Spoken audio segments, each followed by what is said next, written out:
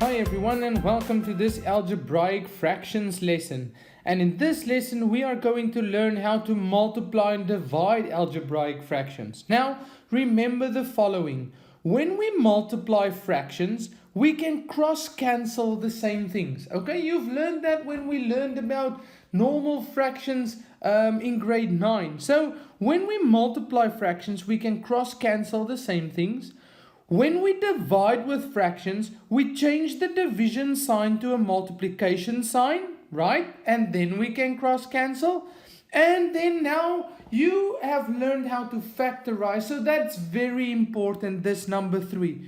When there is more than one term in the numerator or denominator of any fraction, then we factorize. Okay, so for example here, there is more than one term in the numerator there, so we're gonna factorize the numerator. And there's more than one term there in the denominator, so we're going to factorize. You're not allowed to cross cancel because we're only allowed to divide if there's one term in the numerator and one term in the denominator. That is so important that I'm gonna say it again. We cannot just cross cancel here.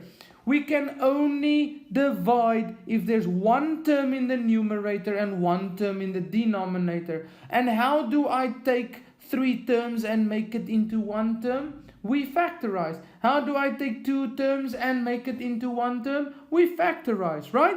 Okay, so let's see how these examples work.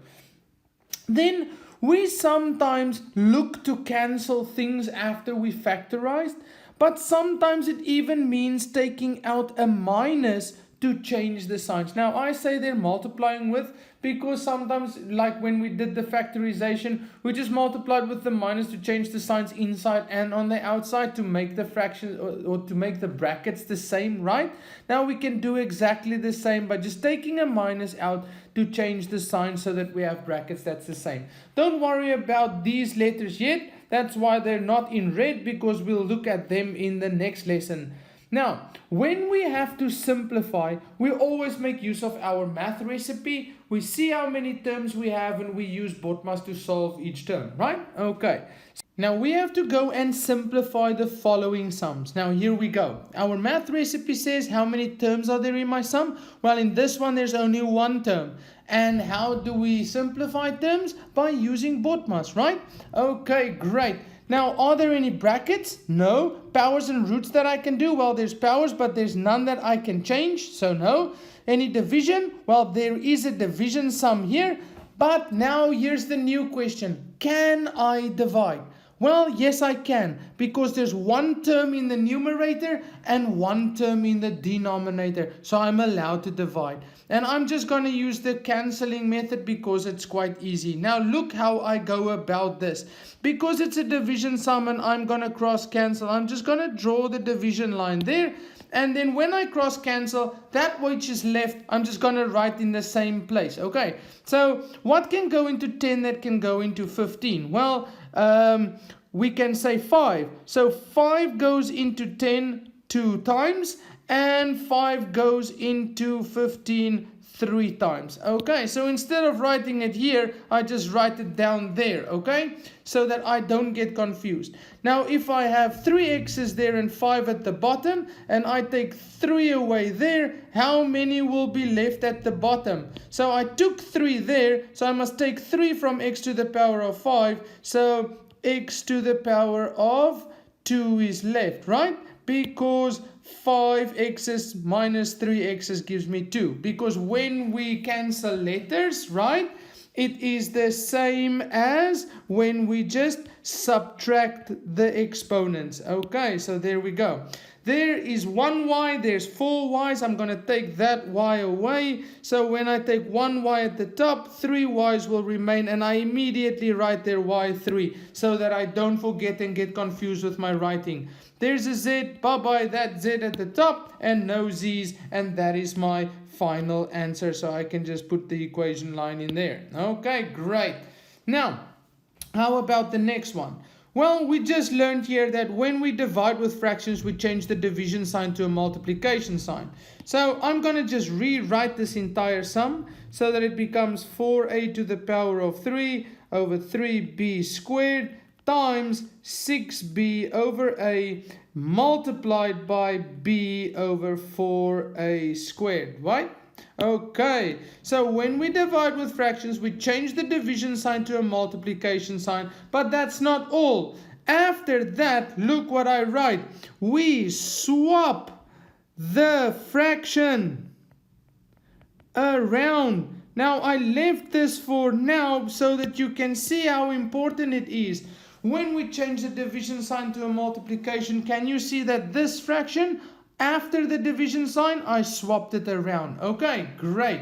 Now I'm allowed to cross cancel because I'm allowed to cross cancel when we multiply fractions. Now here we go. Again, let's see where we can start. Now there is 2a's, I take 2a's there, and if I take 2 there, 1 remains, right? Okay, great. And then the next one, there is 1 left here and 1 at the bottom, so no more a's. Then there is b to the power of 2 there, there's a b and there's a b, so no b's will be left. And then also 3 goes into itself once and into 6 2 times. And then we are basically almost done because that 4 with that 4, and the only thing that's left is a 2. So my answer is 2, and it is above the line. In other words, that will just be a 2 over 1, and a 2 over 1 is a 2. Okay, you see how the cross cancelling worked? Brilliant. And now, how about this final one? Well, here I have a division sign. There's one term in my sum, and let's see how we solve terms. With BODMAS, are there any brackets? No, there's none. Any powers and roots that I can do? No, none at all. Any division? Well, this is a division sum. Here's my new question. Can I divide? No, I cannot. Why not? Because there's more than one term in my numerator, more than one term in my denominator. So what must I do? When there is more than one term in the numerator or denominator of any fraction, we have to factorize. So I factorize the numerator, factorize the denominator. I don't even look to divide. I just factorize. So let's factorize x to the power of 2 minus 12x plus 27. And that, is there a common factor? No, it's not a difference between two squares. It's a trinomial. And how do we solve a trinomial? So I have to go open up this box again, right? And then this will be x squared. So we have x and x. And then we have 27 and 1, and we have 9 and 3. And we have to get a minus 12x, right? Okay, so with cross multiplication, the x times the 9, and straighten out, that gives me 9x. And then also x times 3, and straighten out, that gives me 3x. And then what must their signs be? That must be a minus and a minus. And remember, let's test the signs. Minus times a minus gives me the last plus. Then we carry over that minus, and we carry that minus over to in front of the number we multiplied with. And we're almost done. And then we put the top 2 in brackets. There we go. And the bottom 2. So we've got x minus 9 and x minus 3. Okay, so that is what's left at the top.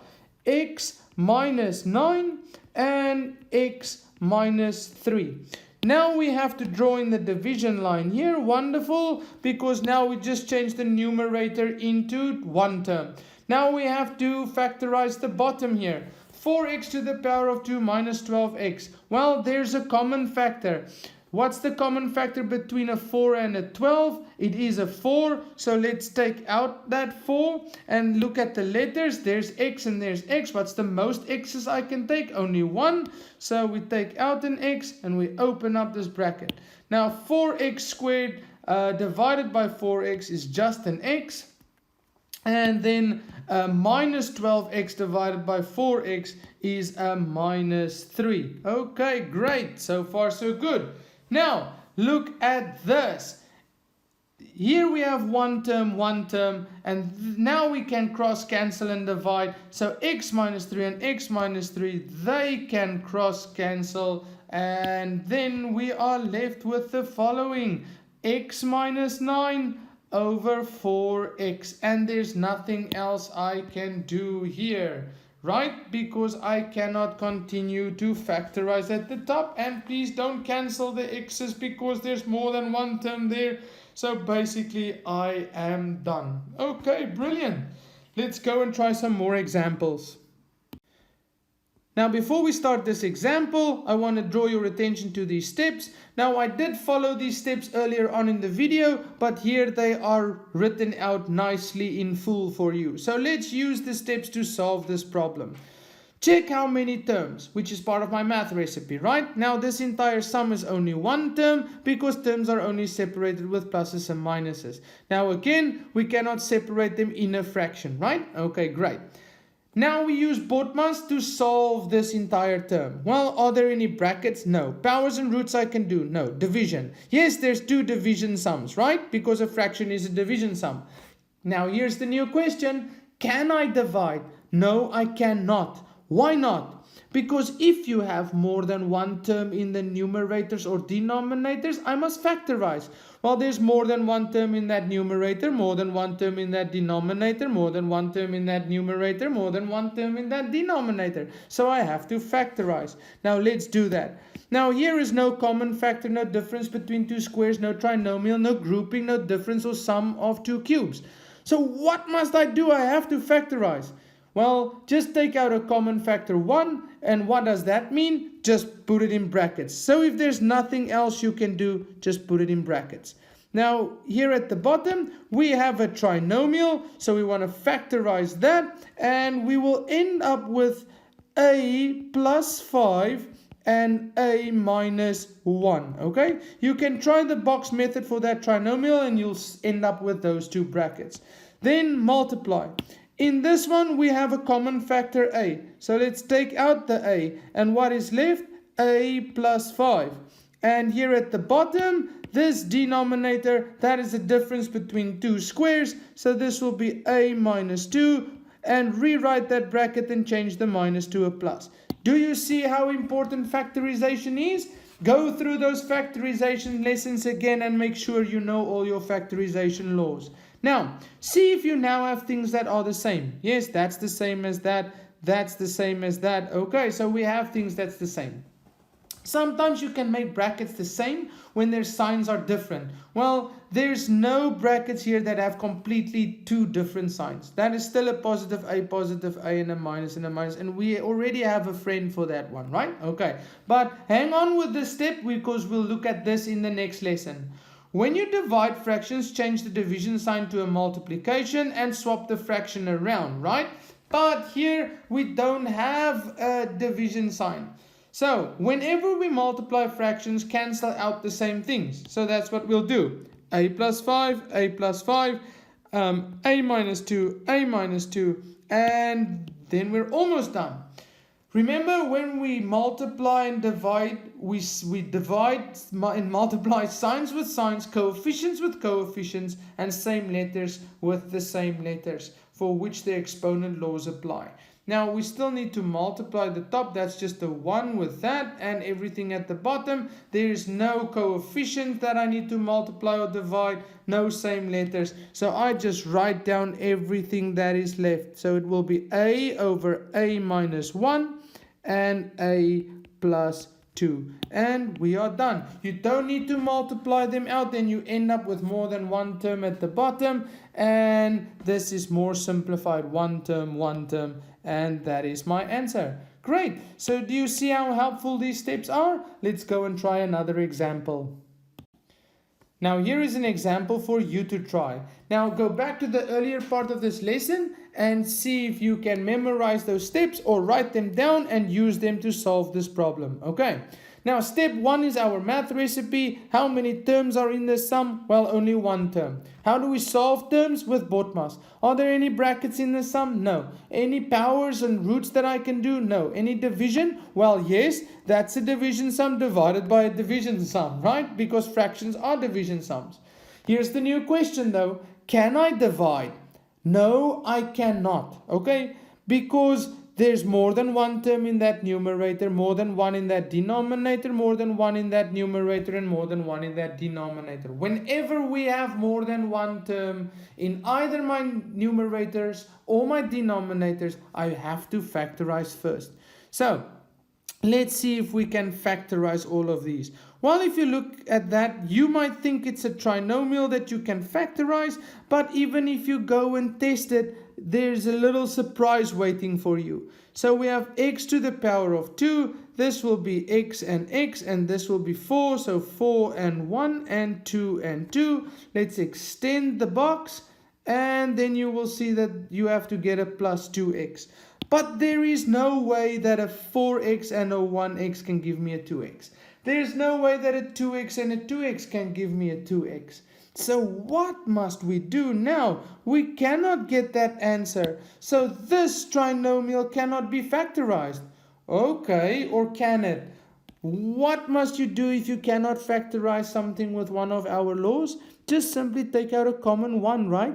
And then you just hope for the best after that. So let's just take out a common factor 1. So what does that mean? Put everything in brackets. Now at the bottom here, we've got a difference between two squares. So that just becomes x minus 1, x plus 1. And then remember, we are going to put the division sign still there. And I'll show you later because that comes later in our steps. And then what are we going to do now?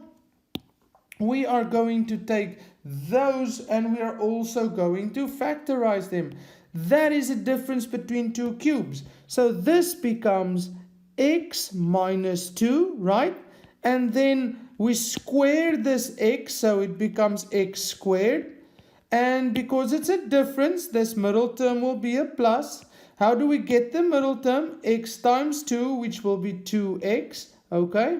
And then how do we get the last term? Which is 2 to the power of 2, which is 4, and that will also be a plus, right? Okay, wonderful. And then we have x minus 1 here. We just take out a common 1. Then here's the next thing that we need to do. So x to the power of 2 plus 2x plus 4 divided by x minus 1, x plus 1, change the division to a multiplication, and then swap that fraction around. So it becomes x minus 1 divided by x minus 2 over x squared plus 2x plus 4. Now look for the same things. That's exactly the same as that, and when we multiply we can cross cancel. So that with that x minus 1 with that x minus 1, and what is left? We are left with a 1 over x plus 1 x minus 2, and that is the final answer. Now here is a small little tip for you. Instead of waiting so long before you change the division to a multiplication and after the factorization, it's so much more to write. Why don't we just go and change the division sign to a multiplication and swap those little bit around first, and then you will go from that straight into this, and then we can cross cancel. Okay, great. And I hope this was very helpful. Work through those steps, and in the next lesson we'll also look at sign changes with the same steps, and I hope to see you soon. Bye.